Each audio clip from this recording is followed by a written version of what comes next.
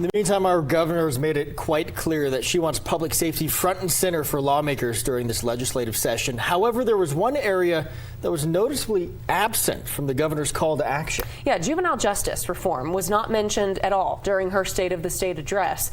And that's even more curious, knowing it is her appointee, District Attorney Sam Bregman in Bernalillo County, pushing for this change. For investigator Ryan Laughlin shows us the data that has some saying harsher punishment will make our community less safe.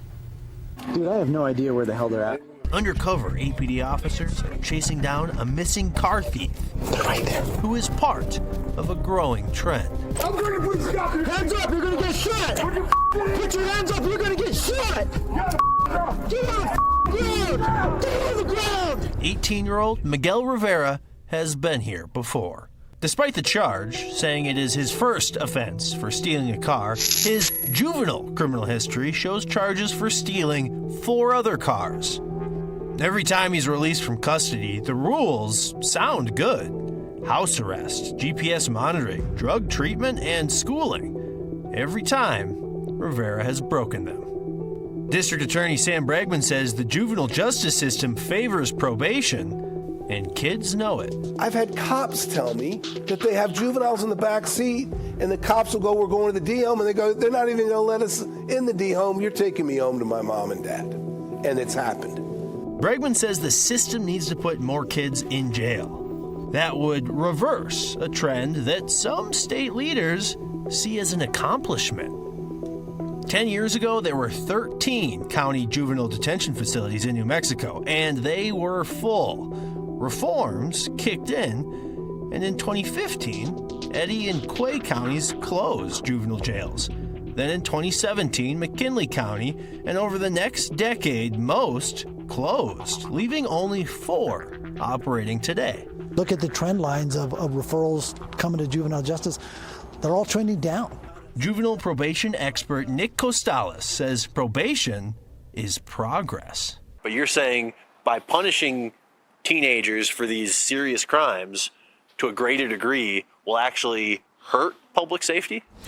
Well, it's a balance of looking what the data tells you. As detention facilities closed and reforms that focused on services instead of detention took hold, a legislative study shows juvenile crime dropped. Repeat offense rates are still dropping, and the kids on probation, they're less likely to reoffend. Tired of teen violence, though, Democratic State Senator Pete Campos and State Representative Art De La Cruz are with Bregman. They're backing legislation that would expand the number of crimes that mean adult consequences for kids. There are some people that are concerned that this bill could reverse that trend and that we would be setting troubled kids up to have a higher recidivism rate in the future. What would you tell people that have those concerns?